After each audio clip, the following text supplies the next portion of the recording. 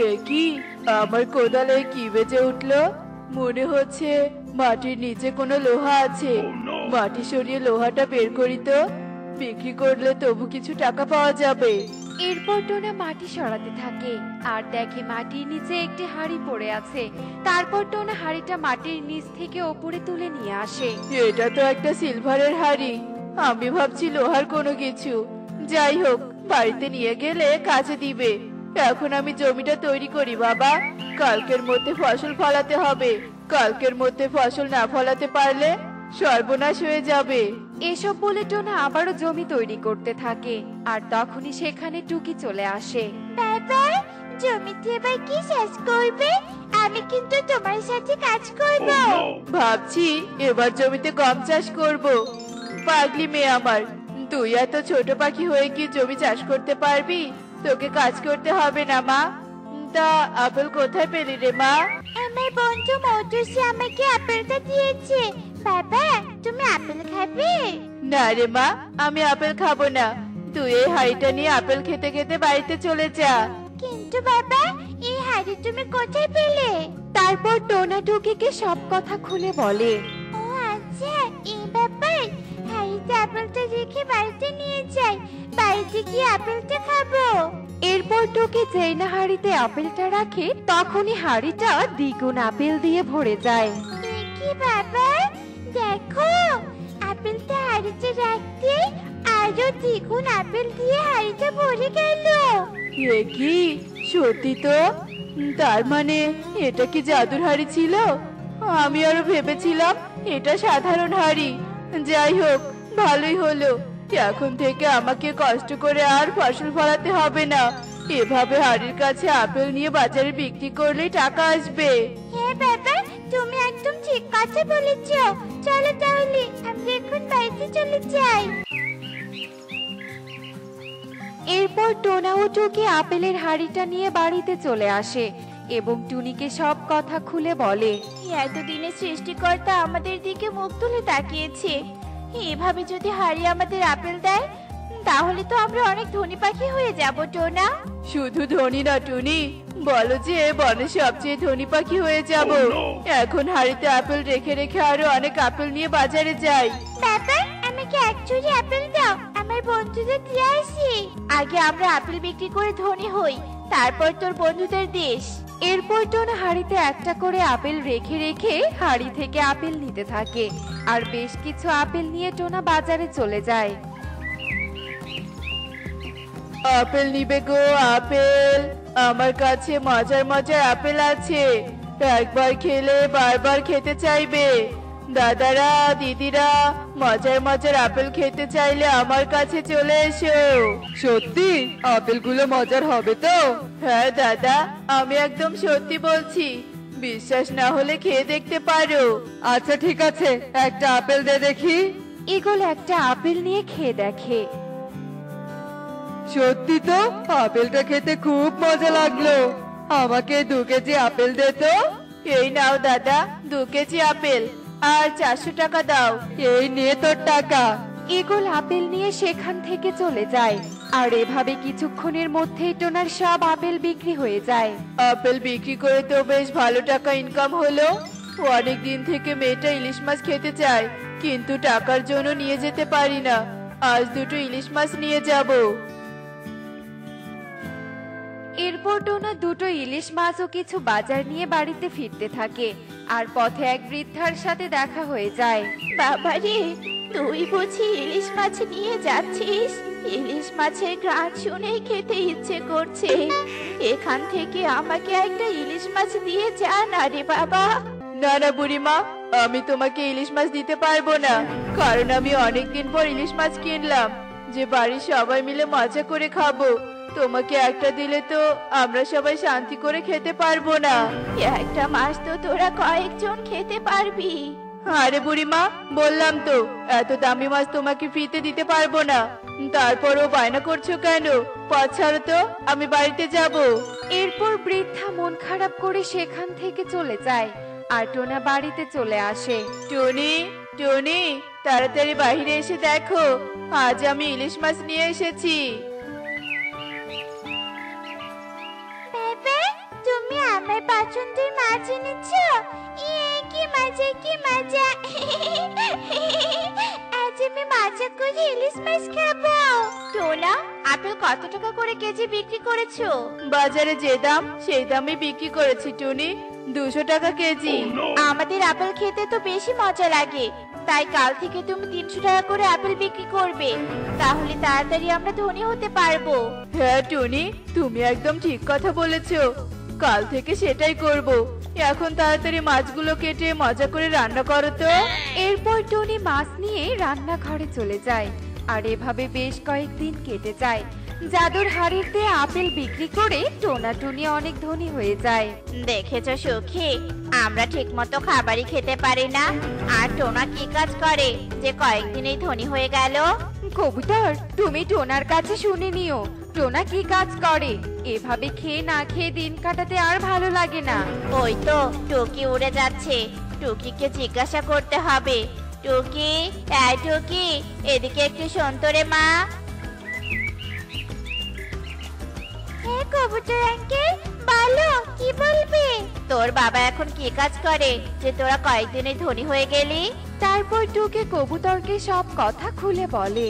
ও আচ্ছা, এই ব্যাপার। আচ্ছা ঠিক আছে, তাহলে তুই খেলতে যা। সুখী, চলো টোনার কাছে আমরা কিছু আপেল নিয়ে আসি। আমি আপেলগুলো পাশের বনে বিক্রি করব, তাহলে টোনার ব্যবসার ক্ষতি হবে না। কিছু টাকা জমাতে পারলে তখন নিজেরাই আপেল কিনে ব্যবসা করতে পারবো, তাই না বলো? হ্যাঁ কবুতর, ঠিক বলেছো। টোনা, শুনলাম তুই নাকি জাদুর হাড়ি পেয়েছিস। তাই বলছিলাম কি, আমরা তো খুব গরিব পাখি, তুই হাড়ি থেকে কিছু আপেল যদি দিতি তাহলে আমি পাশের বনে গিয়ে ব্যবসা করতাম। তোমাকে কে বলেছে আমি জাদুর হাড়ি পেয়েছি? যা শুনেছো সব মিথ্যে শুনেছো। আমি তো অন্য বনে গিয়ে কাজ করে ধনী হয়েছি। তাহলে তোর মেয়ে টুকি হয়তো মিথ্যে বলেছে। ছোট পাখিদের কথা শুনে তোমরা সবকিছু সত্যি মনে করো কেন? আর আমাদের মতো ধনী হতে চাইলে অন্য বনে গিয়ে কাজ খোঁজো, অন্য বনে কাজের কোনো অভাব নেই। টুনি ও টোনার মুখে এমন কথা শুনে সুখী ও কবুতর আর কিছু না বলে সেখান থেকে চলে যায়। আর টুনিরা জাদুর হাড়ি পেয়ে লোভী হয়ে ওঠে এবং এভাবেই গরিব পাখিদের সাহায্য না করে অপমান করে তাড়িয়ে দিতে থাকে। আর আকাশ থেকে এক পরী এসব দেখে তাদের বাড়িতে চলে আসে। তোরা যে এত লোভী পাখি সেটা যদি আমি আগে জানতাম তাহলে আমি কখনোই জাদুর হাড়িটা তোদের দিতাম না। মানে পরি, কি বলছো এসব? তুমি তাহলে ওই হাড়িটা জমিটার মধ্যে রেখেছিলে? হ্যাঁ, আমি রেখেছিলাম। একদিন এই পথ দিয়ে আমি উড়ে যাচ্ছিলাম। টনি, বনে কোথাও কোনো কাজ খুঁজে পেলাম না। ভেবেছিলাম কাজ করে সেই টাকা দিয়ে যে জমিটুকু আছে সেখানে ফসল ফলাবো, কিন্তু তা তো আর হলো না। এখন যে আমাদের অনেক কষ্টে দিন কাটাতে হবে। সৃষ্টিকর্তা ভাগ্যে যা লিখে রেখেছেন তাই হবে টোনা। তুমি আমাদের জমিটা তৈরি করো, আমি আজ বিকেলে মানুষের রাজ্যে গিয়ে কিছু ফসলের বীজ চেয়ে নিয়ে আসবো। মা, মা, আমার খুব ক্ষুধা পেয়েছে মা, আমাকে খাবার দাও না। কিন্তু ঘরে তো কোনো খাবার নেই রে মা, তুই একটু তোর বন্ধু মৌটুসির বাড়িতে গিয়ে খাবার খেয়ে নে। ময়ূরী দিদি খুব ভালো, খাবার চাইলে খেতে দিবে। আচ্ছা ঠিক আছে মা। এই পাখিরা কত অভাবের মধ্যে আছে, আমি এই পাখিদের অভাব দূর করে দিব। এরপর আমি তোদের জমিতে গিয়ে জাদুর হাড়ি দেই, কিন্তু জাদুর হাড়ি পেয়ে তোরা লোভী আর হিংসা পাখি হয়ে গেছিস। কোনো গরিব অসহায় পাখিকে সাহায্য করিস না, বরং অপমান করে তাড়িয়ে দিস। তাই তোদেরকে আবার আগের মতোই করে দিব। পরি, তুমি সবকিছু এভাবে কেড়ে নিও না, আমাদের ভুল হয়ে গেছে। এবারের মতো আমাদের ক্ষমা করে দাও। সত্যি বলছি, আমরা আর লোভে পড়ে গরিবদের অপমান করে তাড়িয়ে দিব না। আমি তোদের উপর আর বিশ্বাস করতে পারছি না, তাই আমি নিজে বনের গরিব পাখিদের সাহায্য করব। তোরা পরিশ্রম করে জমিতে ফসল চাষ কর। এসব বলে পরে জাদুর হাড়ি নিয়ে সেখান থেকে কবুতরের বাড়িতে চলে যায়। এই যে পাখি, বাড়িতে আছো? বাহিরে এসো, আমি তোমাদের সাহায্য করতে এসেছি। আরে পরি, তুমি এখানে? আমরা কখনো ভাবতেও পারিনি তুমি আমাদের বাড়িতে আসবে। তোমাদের দেখে অনেক ভালো আর সৎ মনে হয়েছে, তাই তো তোমাদের বাড়িতে আসলাম। কারণ আমি সৎ পাখিদের সাহায্য করে থাকি। এই নাও 1 বস্তা আপেল, এগুলো বিক্রি করলে অনেক টাকা পাবে। সেই টাকা দিয়ে ব্যবসা শুরু করো, কেমন? হ্যাঁ পরি, তাই করব। আর এই বিপদের সময় আমাদের সাহায্য করার জন্য তোমাকে অনেক ধন্যবাদ। এরপর পরি হাড়ি নিয়ে বনের আরো গরিব পাখিদের বাড়িতে চলে যায়। আর এদিকে টোনা টুনি তাদের অপকর্মের জন্য আফসোস করতে থাকে। দেখলে তো বন্ধুরা, লোভীরা কখনো উন্নতি করতে পারে না, কারণ তাদের চাহিদার শেষ নেই। এমনই সব মজার মজার শিক্ষণীয় টুনি পাখির গল্প দেখতে আমাদের সাথেই থেকো। আর গল্পটি কেমন হয়েছে তা কমেন্টে জানাতে ভুলো না কিন্তু। Bye bye. আরে কালু যে, যাচ্ছিস কোথায়? নতুন ব্যবসা শুরু করেছিস নাকি? সাথে আবার কুড়ালো আছে দেখছি, ঘটনা কি বলতো? তোর আইডিয়াটা একদম ঠিক। নতুন ব্যবসা শুরু করেছি, কাঠ কেটে সেসব কাঠ বাজারে নিয়ে গিয়ে বিক্রি করি। এটাই আপাতত আমার নতুন ব্যবসা। সত্যি কালু, তোর প্রশংসা না করে আর কোনো উপায় নেই। তুই সত্যি অনেক মেধাবী। 2 দিন পর পর ব্যবসা পাল্টানোর ক্ষমতা একমাত্র তোরই আছে।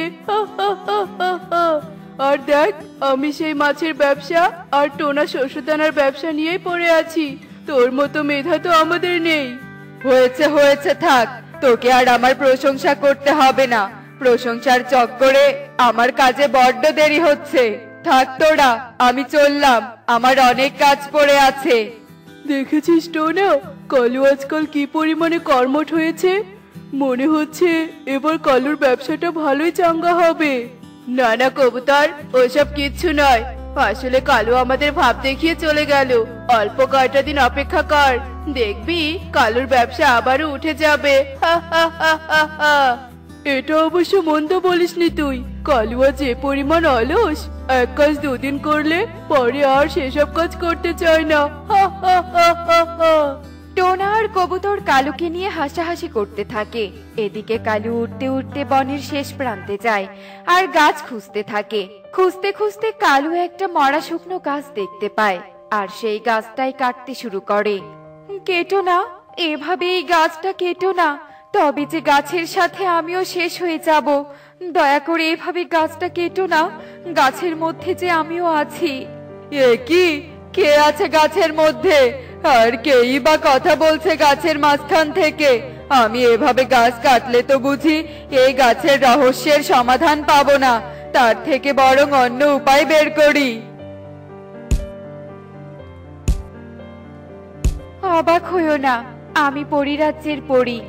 এক বদমাইশ তান্ত্রিক আমাকে এই গাছের মধ্যে বন্দি করে রেখেছিল। বলছো কি, তুমি পরী? তান্ত্রিক আবার তোমাকে বন্দি করলো কেন? আর তুমি বা পরিরাজ্য ছেড়ে এই বনে কেন? আমি আসলে এই বনে ঘুরতে এসেছিলাম। বনটা অনেক সুন্দর কিনা, কিন্তু বনে এসে দেখি বদমাইশ তান্ত্রিক বনে কালো জাদু করছে। আর তান্ত্রিককে কালো জাদু করাই বাধা দিয়েছিলাম বলে তান্ত্রিক আমাকে এই গাছের মধ্যে বন্দি করেছিল। আর তখনই আমি আমার জাদুদণ্ডটা হারিয়ে ফেলেছি। তাই নাকি? তবে তো এখন তোমার কোনো জাদু শক্তিও নেই। আচ্ছা, তুমি ঘাবড়ে যেও না, আমি তোমার জাদুদণ্ড খুঁজে আনছি। তুমি যেহেতু এই গাছেই বন্দি ছিলে, আশেপাশে কোথাও হয়তো তোমার জাদুদণ্ডটা আছে। কালুর কথা শুনে পড়ে আশ্বস্ত হয় আর কালু কাক জাদুদণ্ড আশেপাশে খুঁজতে থাকে। আর কিছুটা এগোতেই দেখে ঝোপের আড়ালে একটা জাদুদণ্ড পড়ে আছে। আর কালু সেই জাদুদণ্ডটা নিয়ে আসে। এই তো আমার জাদুদণ্ড। কতদিন পর আমি আমার জাদুদণ্ডটা দেখতে পেলাম। দাও দাও, আমার জাদুদণ্ডটা আমাকে দাও। না না না না, তা তো আর হবে না। এই জাদুদণ্ডটা আমি খুঁজে পেয়েছি, আর এই জাদুদণ্ড তো আমি তোমাকে দিব না। সে কি কথা? জাদুদণ্ড ছাড়া তো আমি খুব অসহায়। জাদুদণ্ড ছাড়া আমি পরিরাজ্যে ফিরতে পারবো না, আর কোনো জাদুও করতে পারবো না। তোমাকে জাদু করতে হবে না, তুমি পরিশ্রম করে কাজ করবে।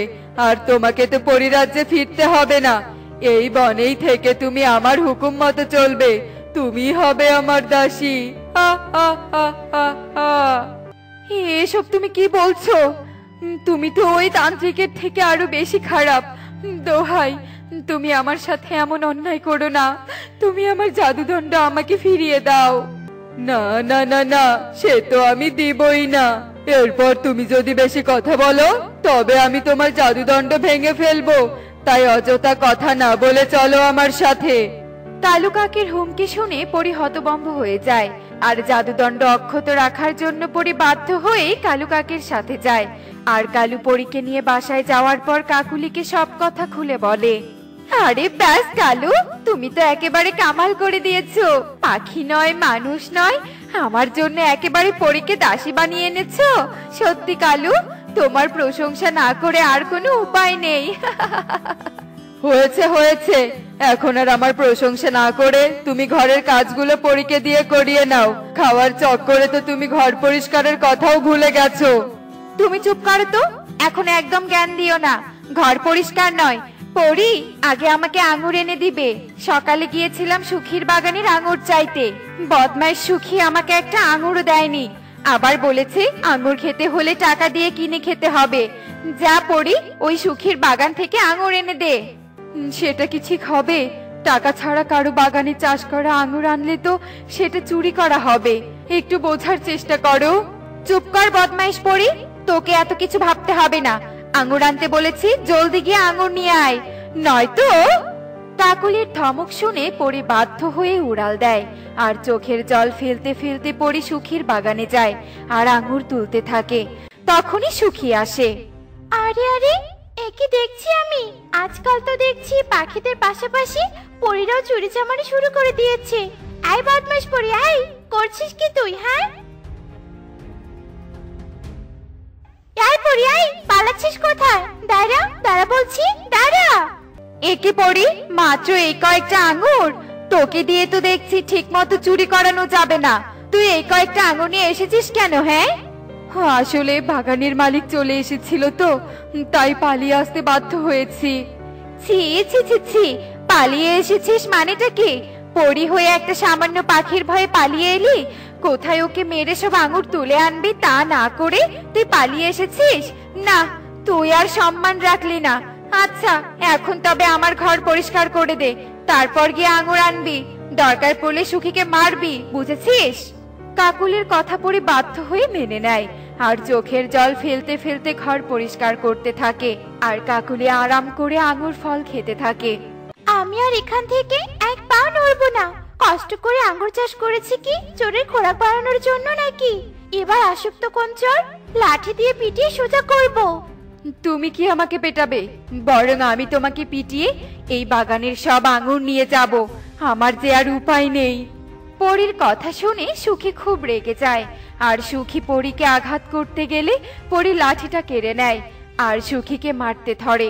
তখনই টুনি সে পথ দিয়ে যাচ্ছিল। এসব কাণ্ড দেখে টুনি এসে পরীকে বাধা দেয়।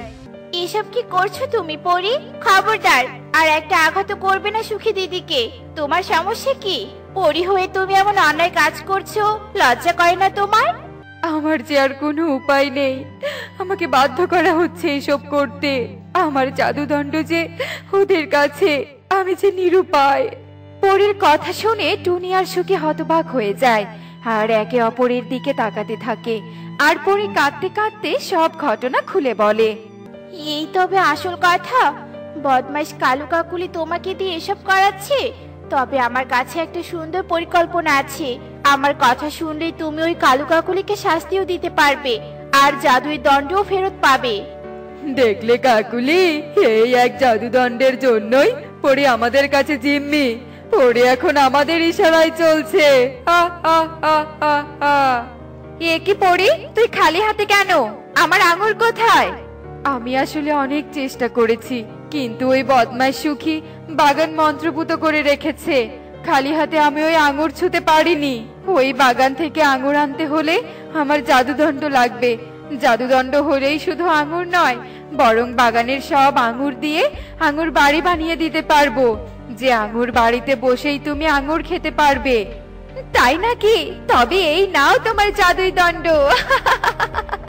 হাসতে হাসতে কাকুলি জাদুই দণ্ড পরীকে দিয়ে দেয়, আর পরী জাদু করে কালু ও কাকুলির গায়ে পিঁপড়া ধরিয়ে দেয়। কালু কাকলি পিঁপড়ার যন্ত্রণায় লাফাতে থাকে। জানালা দিয়ে এই দৃশ্য দেখে সুখী আর টুনি ভীষণ খুশি হয়। দেখলে তো বন্ধুরা, শক্তি দিয়ে না পারলে মাঝে মাঝে বুদ্ধি দিয়ে শত্রুকে ঘায়েল করতে হয়। এমনই সব মজার মজার শিক্ষণীয় টুনি পাখির গল্প দেখতে আমাদের সাথেই থেকো। আর গল্পটি কেমন হয়েছে তা কমেন্টে জানাতে ভুলো না কিন্তু। Bye bye.